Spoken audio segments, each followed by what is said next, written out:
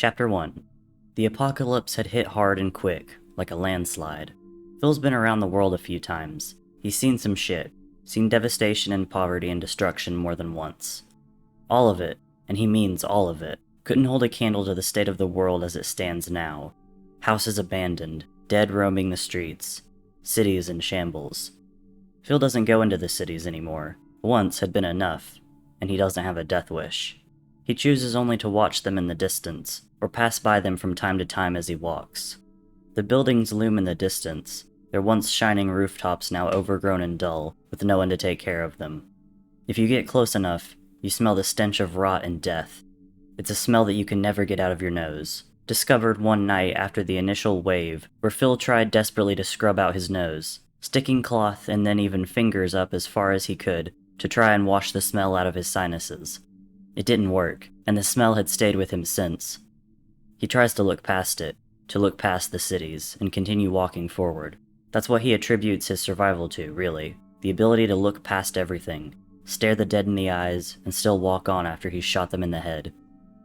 They were people once, but thinking about it too much makes his hands start to shake, so Phil looks past it, and walks on.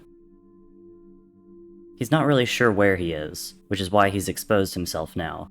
Roads are usually dangerous and not worth the time. Most of the cars too wrecked and grown over to be able to drive. Finding gas is another problem altogether, and they're loud, so it's not really worth it. But road signs are like maps and indicators of where the hell he is, so he shoves down the nervous feeling in his gut and steps out onto the cracked asphalt. The paint is faded below his feet as he follows the white line, glancing up and trying to find a sign quickly.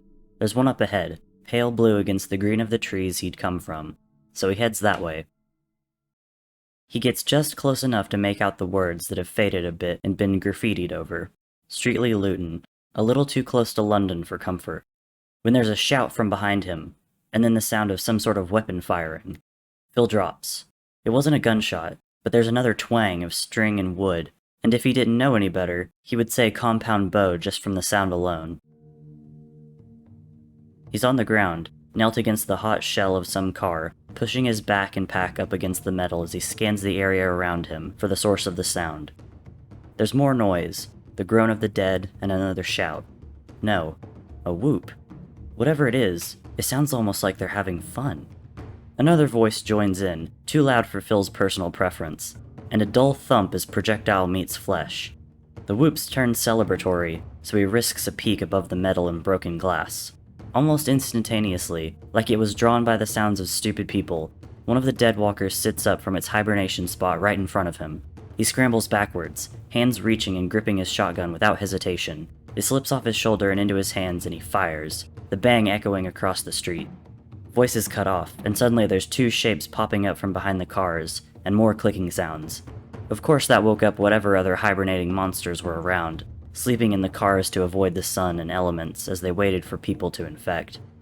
There's motion in the corner of his eye, and Phil swings around, taking another deadwalker before it can crawl out of the car it had been hiding in. Shit! One of the voices, the louder one he'd heard first, now sounded panicked and rushed. Before he can react, the two shapes from before are barreling his way. It's only due to the fact that he's out of shells that he doesn't immediately shoot at them, fingers moving to reload his gun as he steps backwards towards the tree line. The two shapes moving toward him, very alive, very much alive, seem to be children. The taller of the two, the blonde, is holding a crossbow in his hands and reloading it as he goes. The smaller brunette has an axe across his back, dirt smeared across his face as he hops over the hood of a car and blinks in surprise at Phil's presence. Go, go, go, go, go, the taller one shouts, and Phil doesn't hesitate to agree. Go, go, go, away from the road and the ominous clicking sounds that often come before near-death situations. The two boys blast past him and into the trees, and Phil is hot on their heels without a second thought. The tree line is close, and they make it in seconds, pushing into the brush and ignoring the sting of small branches on his cheeks as he runs. He keeps the two boys in his line of sight as he goes, the crunching of their feet and breathing being the only sounds now, and the clicking. There's an unearthly scream from behind him and slightly to the right, so Phil reaches out one hand and grabs a young tree, readies his rifle against his hip, then uses his momentum to swing around and fire. The deadwalker jolts, arm flying back as a spatter of rot and congealed blood flies from it, but it doesn't slow. Phil fires again, this time with better aim, and it goes down. He turns and keeps running, heart pounding in his chest in time with the thuds of his feet against the forest floor. They don't slow down for a while. Both boys are ahead of him, and Phil can't seem to catch up, keeping his eyes ahead and ears behind as he listens for any monster that might have been able to keep up. Thankfully, the clicking fades into the distance, and sooner than later, all that's left is the quiet sound of birds, their own panting, and the rustle of leaves under their feet. His rifle is still in his hands when they eventually stop, a small brook causing the blonde kid to swear viciously when he steps right in and soaks his foot. Phil can't find it in himself to laugh, but the brunette doesn't hesitate, cackling at his friend's situation. "You're so stupid," he says, leaning forward against his knees as he tries to catch his breath while laughing at the same time. "I told you to watch where you're going." "I was," the blonde argues, shaking out his foot and grimacing when it squelches. "I was trying to see if you were behind me, you bitch." The brunette laughs again, plopping down onto a rock, and, still grinning, looks right at Phil. The grin drops from his face, like he just remembered there was someone else in the immediate vicinity. Phil's still catching his breath, leaning against a tree, but he doesn't miss how the kid's fingers twitch toward the handle at his hip and the axe there. To soothe, he holds his hands out, palms facing the two. The blonde's gone all stormy as well, eyebrows scrunched together as he stares at Phil, wet foot apparently forgotten. "Right," says the blonde, tugging out a crossbow bolt from the pouch on his hip and settling it into place on his weapon. "The dumbass who shot the gun. You're the one who was yelling," Phil points out, letting his hands drop but not relaxing. "And waking up all the shitheads who were sleeping in the cars. I wouldn't have had to shoot if there hadn't been a fucking zombie in my face." "Touché," says the brunette, and it earns him a glare from the other. "Are you by yourselves?" Phil asks, because it seems to be only them around now. He'd run across a few other survivors while walking, but none of them had been very friendly. It seems like the general rule of survival for the apocalypse. If you're on your own, it's easier. Being antisocial just helps with the fact. "Just us," the brunette says, cutting off the blonde by a few seconds, judging on how he'd opened his mouth only to snap it shut and glare. "We came by Aylesbury, heading north now. Tommy said it'll be easier out where there's less people." "Tubbo!" The blonde, Tommy presumably, whips his head to face the other and glares harder than he had ever before. Phil stood there in no small amount of shock, really, as he watched the two start to argue. They go back and forth easily, seemingly having forgotten about him standing there as they debate over what to tell the strange guy in the woods or not. After a minute or two of listening to them getting louder and louder, he steps forward and shakes a hand in their direction. "Whoa, whoa, whoa," he says, catching both of their attention again, and not flinching when they both go for their weapons. While he doesn't doubt they're both good with them, he also sort of figures they won't fire. "Enough with it. North is smart. I came from there. But there's still a lot in between. How far have you come by yourself?" Both of the boys look uncomfortable when he asks, and it figures. Of course they hadn't survived all on their own. Someone else must have been with them up until recently. He watches them share a glance, then the brown-haired one speaks up again. Tubbo, if Phil had caught his name right. "Couple towns by ourself," he says, earning a jab just above the ear from Tommy. "Before that, not far." "Tubbo, shut up," Tommy hisses, and gives Phil a wary look. Not for the first time, he realizes he's the outsider here. Again, he raises his hands in a pacifying way and takes a couple steps back. "It's alright, I'm not going to pry," he says, glancing behind them all and lowering his hands. He doesn't hear or see anything, and they'd run for quite a while. Fairly sure they're safe, he moves to sit at the base of the tree once more and takes off his bag. "Just wondering how you two survived with instincts like that." "I have great instincts, fuck you," Tommy says, and Phil rolls his eyes, pressing his back to the tree and sliding down until he's sitting. Fuck. He's gotten into better shape since the world went to shit, but a run like that still takes a lot out of him. Add the come down from the adrenaline rush on top of it, and he's prone to shaking fingers. He ignores them, digging into his backpack for the water bottle there. The creek's gurgling, and he eyes it carefully before downing the rest of what's in his bottle. The brunette, Tubbo, seems to have the same idea and turns, dipping his fingers into the water. "What's your name?" he asks, and Phil wipes at his mouth with the back of his hand. "Phil," he says honestly. "I'm assuming you're Tubbo. And Tommy, was it?" "My name's actually Toby. Tommy won't use it, though." "Fuck you, Tubbo's way cooler."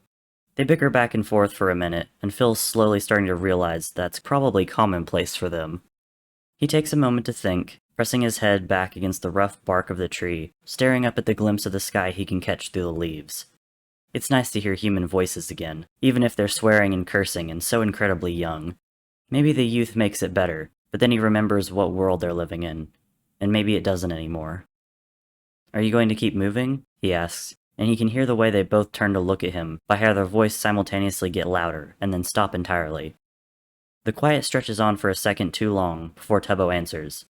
Yes, he says, and when Phil glances back, he can see the uncomfortable look on both their faces, so he doesn't pry. He just nods, shifting an arm underneath him and pushing himself off the ground. He takes a second to wipe the dirt off his butt and refills his water bottle at the creek before stowing it away. When he turns back, Phil takes a breath.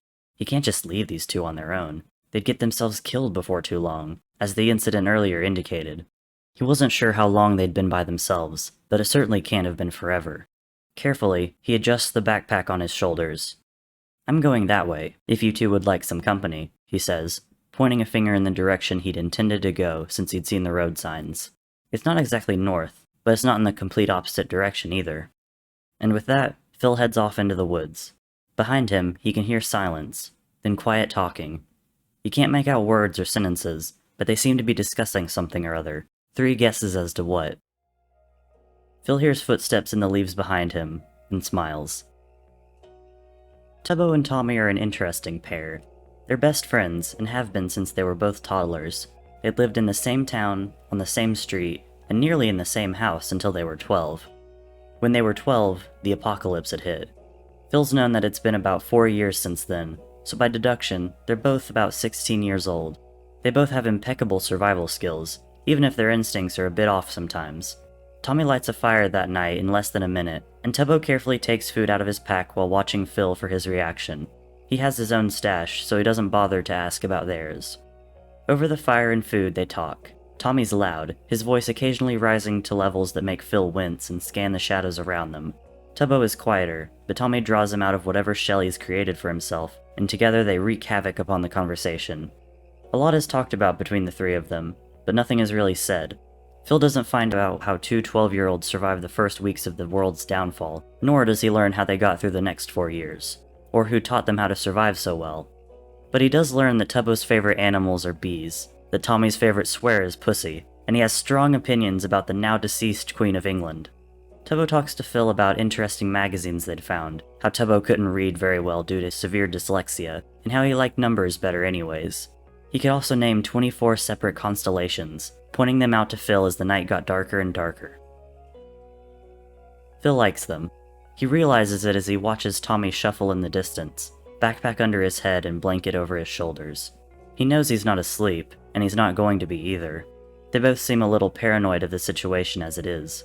Phil's not entirely sure they're not going to just steal his things when he turns his back, although his brain is rejecting that possibility more and more, and he wants to stay up and watch for any of the dead besides that. Tubbo's nothing more than a dark lump on the ground, having fallen asleep after their fire had died down to nothing but embers. Phil's eyes creep to the sky. He traces his newly named constellations in his head and with his eyes. Human contact is nice. Being able to talk to real people, even if they're 2 16-year-old teenage boys, is so very nice. It's been forever since he talked to real people who weren't just trying to steal or scam him out of something he had, and these two seem just as genuine and frightened as he feels. But they are 2 mouths to feed and clothe. They're 2 mouths who can hold their own in a fight, but that Phil already knows are reckless and loud. They're liabilities at the end of the day, risks to Phil's own health and safety. But being able to hear the sound of someone else alive, breathing slowly, sleeping, trusting, is almost worth it. Something shifts, and Phil's immediately on edge. "Just me," comes a voice through the dark, and he relaxes again. Tommy moves once more, shuffling in the dirt until he's sat across from Phil in the dim light. "What's up?" Phil asks after a moment, and the teen stares at him from across the way, eyes slightly narrowed, shadows casting dark spots over his face that almost seem to bruise. He looks haggard in a way that no 16-year-old ever should look, and Phil knows the circumstances are extreme, but it still aches to think he's grown up like this. "Why are you going that way?" Tommy asks after a moment, raising his hand to point in the direction Phil had earlier. "Any specific reason?" "Not particularly," Phil answers easily, knowing that this is just some sort of test by the tone of Tommy's voice. He hopes he'll pass whatever it is. "Just a direction. Why are you headed north?" "Less populated," Tommy rationalizes. And that's right, they'd explained earlier. Or had they? Phil suspects there's something more to their travels, but maybe not. Tommy's certainly not handing him information on a silver platter, decorated with gold leaf and truffles. Phil doesn't get the appeal of gold leaf anyways. Sometimes it's better to earn what you get. Maybe so. Colder, though. Less houses to squat in, Phil points out, then gestures with one heavy arm to the side. You two are welcome to come along with me for a bit if you'd like. He's not quite sure why he's offering, but he is. Might be a bit more entertaining for me with someone around to talk to. Tommy regards him with a cautious look, eyes distrustful as he bundles the blankets more around his shoulders. Phil easily returns the gaze, eyes level with Tommy's and not giving in. They sit like that for a bit, staring at each other, until Tommy turns his gaze away and glances over to where Tubbo is sleeping, on the ground, one hand outstretched just beyond the blanket, and face turned over so all they can see is a splash of dark brown hair. It almost matches the dirt in color. He's the most important thing, Tommy says, and Phil's struck by the fierceness in his tone. If I even see you glance wrong at him, at us, I'll stab you. I don't doubt it, Phil laughs a little, rubbing one hand under his eye and wiping away whatever exhaustion he can. You two have stuck this whole thing out together, yeah? Yeah. Tommy doesn't look at him, choosing instead to stare at Tubbo still. Yeah. There's quiet for a minute, then Phil hums lightly. You don't have to tell me anything, he says, leaning back against a tree and tipping his head back against it. It's not the most comfortable position, but from here, he can look up the wide trunk and follow the shadows of the branches as they extend out and into the sky, crossing with the branches of other trees. He can hear Tommy exhale, then the shifting of blankets as he moves to go lie down by Tubbo. He's still quiet. He stays quiet, long after Phil shuts his eyes and dozes lightly, trusting himself to wake up if there's trouble. He does not wake up to trouble. He wakes up to two sleepy teenagers packing their bags, rolling up blankets and shoving them away into their packs. Phil sits up from where he slumps slightly, staring at them as Tubbo shoves a bit of dirt over their small campfire and makes sure the embers are cold. Then, he comes over to Phil and offers a dirt-stained hand to help him up. Phil takes it. They travel together. At first, they all see it as a temporary thing. Tommy and Tubbo often discuss their plans for the future, as though they don't see Phil in it. And oftentimes, Phil does the same in his own mind. A future without the bright, happy laughter trailing behind him through a field of wildflowers, or the anxious shout that is thrown his way when his reaction time is 2 seconds off, when his gun jams and he has to discard it for an axe. Slowly, that future begins to dull in his mind. Tommy and Tubbo become an integral part of his life, just as much as the apocalypse had become. Together they walked through abandoned towns and started to carry their food in one combined backpack, as well as their other supplies. As long as they're together, they might as well share the load after all, Phil rationalizes. Tommy's shoulders are less tense around him, and he sleeps through the night more often. Tubbo's smile bright as ever as he hooks his arm through Tommy's, or holds one of Phil's sleeves from behind. They get used to each other, and sooner than later, the idea of separating is gone. Like it never existed at all.